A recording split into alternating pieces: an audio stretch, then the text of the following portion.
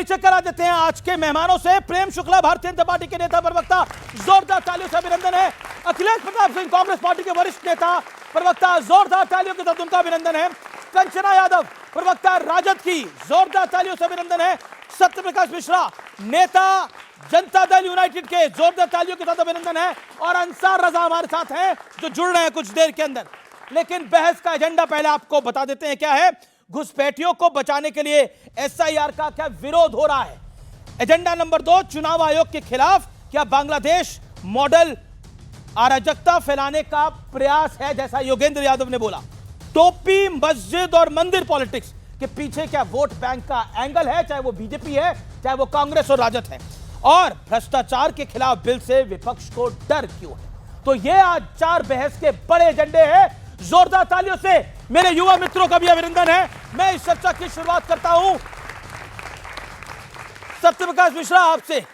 तो फाइनली आप लोगों ने भी टोपी नहीं डाली बीजेपी के दबाव में, क्योंकि आरजेडी कह रही है कि आने वाले दिनों में वोटर बताएगा टोपी क्यों नहीं डाली। पहले तो मीडिया ने ये लाइन इस्तेमाल की कि नीतीश कुमार जी ने टोपी से इनकार किया। नहीं, मीडिया को ये लाइन इस्तेमाल करना चाहिए था कि नीतीश कुमार जी ने टोपी सम्मान पूर्वक जमा खान साहब आप बताएंगे मीडिया को क्या चलाना चाहिए। मैं रिक्वेस्ट कर रहा हूं, नीतीश जी ने टोपी नहीं डाली। ये आपका इंटरप्रिटेशन है। टोपी नहीं डाली, मैं विजुअल दिखा सकता हूं। आप ये क्यों नहीं डाली? नहीं, आपने ये क्यों नहीं कहा? क्या नीतीश जी ने टोपी उठा के फेंक दिया, कहीं रख दिया? आपने ये क्यों नहीं कहा कि नीतीश कुमार जी ने अल्पसंख्यक समाज के मदरसा के शताब्दी समारोह में अपने मंत्री को सम्मान के साथ टोपी पहनाया? आपने ये क्यों नहीं कहा कि जो माला मेरे गले में पड़ रही थी नीतीश कुमार जी ने सम्मान से उनको पहनाया? ये लाइन क्यों नहीं इस्तेमाल की? ये गलत धारणा है। नीतीश कुमार जी, जो आप टोपी तो नहीं डाली थी ना सत्यप्रकाश, अभी आ रहे हैं आपके बिंदु पर। टोपी तो नहीं डाली। उन्होंने उनके हृदय में जो सम्मान आया उन्होंने उनको पहनाया, इसमें क्या दिक्कत है? बीजेपी के दबाव में नहीं डाली। आप मेरे लिए माला लेकर आए, मैंने आपको ही पहनाया तो आपका सम्मान किया ना, सम्मान बढ़ाया ना, टोपी उठा के फेंक तो नहीं दिया। पॉइंट 1, माह रमजान अभी 3 महीने पहले बीता है। नीतीश कुमार हर इफ्तार में गए, खुद इफ्तार की दावत दी, ईद की बधाई सबको दी, उसमें टोपी, गमछा सांस्कृतिक प्रतिबिंब है, उसको धारण किया, सम्मान किया। आप ये कैसे नीतीश कुमार पर आरोप लगा सकते हैं? सांस्कृतिक प्रतिबिंब। बड़ा परेशान हो गए जब से ये टोपी नहीं डाली नीतीश कुमार। परेशान करने के लिए गली गली घूम रहे लोग। अमिश देवगन जी, इसमें लोग अपनी अपनी ताक झांक रहे हैं। आपको एक बात और बताऊं, बिहार में जब गुरु गोविंद सिंह जी का 350वां प्रकाश पर्व मनाया गया, उसमें नीतीश कुमार जी ने गुरु नानक की परंपरा, जो सिख धर्म की परंपरा है, उसको स्वीकार करते भी उसका सम्मान किया। क्या सिख का वोट है वहां पर? नहीं है ना, कम होगा। लेकिन नीतीश कुमार जी जाने जाते अपने सेकुलर क्रेडेंशियल के लिए, जब से सरकार में है। वो लोग हमें बताएंगे जिन्होंने भागलपुर दंगा पीड़ितों को न्याय नहीं दिया, वो टोपी लेके घूमेंगे। नीतीश कुमार जी पे ये आरोप नहीं टिकता है जो आप कह रहे हैं। नीतीश कुमार पे आरोप मीडिया नहीं लगा रहा है, पहले तो नहीं विपक्षी पार्टियां लगा रही है। मीडिया वो लाइन यूज कर रहा है, लेकिन वोट बैंक का धर्म काटा है जी, वोट बैंक का धर्म काटा है। और उस धर्म कांटे में आज टोपी फिट नहीं हुई है और किसी के लिए मंदिर फिट नहीं हुआ है। एक सेकेंड, आप लोगों को हनुमान मंदिर जाना था, आपके नेताओं को हनुमान मंदिर जाना था, वो नहीं। तेजस्वी यादव और राहुल गांधी को प्लान बनाया था, पप्पू यादव ने।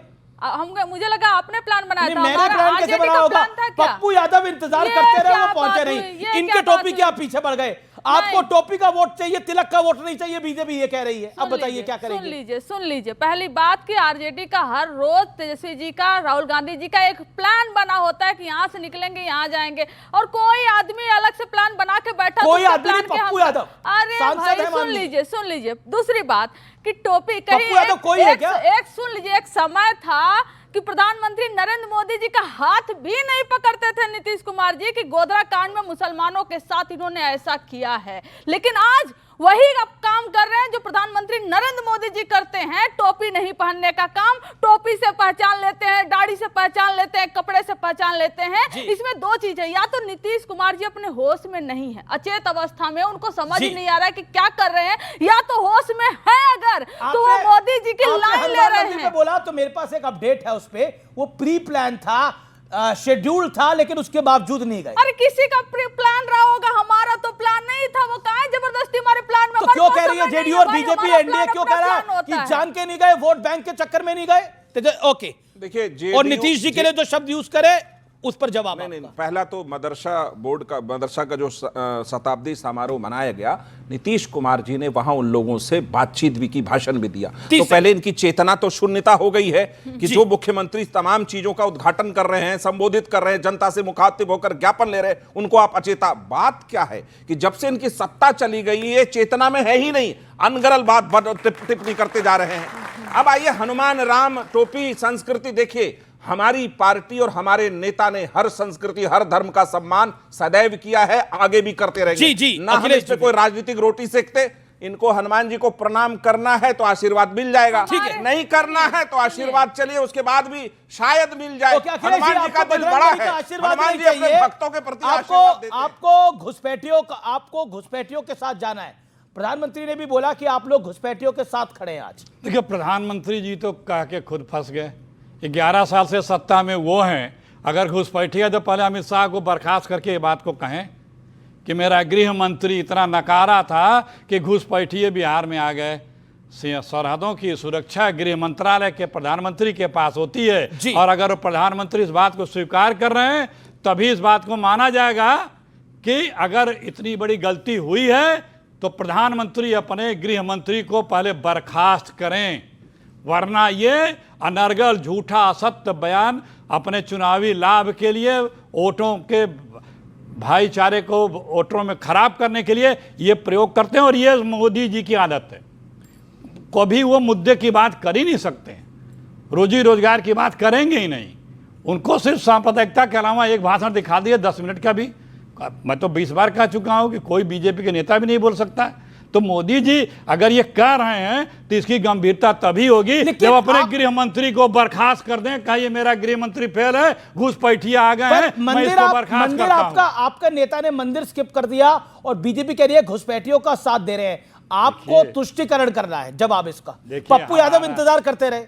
ये बीजेपी और बीजेपी के लोगों और बीजेपी की मीडिया को धर्म, पप्पू यादव भी बीजेपी के हैं क्या? सुन लीजिए, आप जो कर रहे हैं धर्म उनके लिए विषय होगा, धर्म हम लोगों के लिए, पूरे हिंदुस्तानियों के लिए, आरएसएस और बीजेपी के अलावा सबके लिए निजी आस्था का विषय है। वहाँ चुनाव हो रहा है बिहार के भविष्य के लिए, वहाँ नौकरी चाहिए, रोजगार चाहिए, कारोबार चाहिए, सुशासन नहीं है, वहाँ सूट शासन है।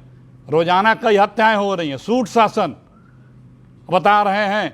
तो बिहार की चुनाव बिहार के मुद्दे पे हो रहा है, धर्म अपना, लेकिन बीजेपी के पास, नीतीश बाबू के पास निजी विषय है।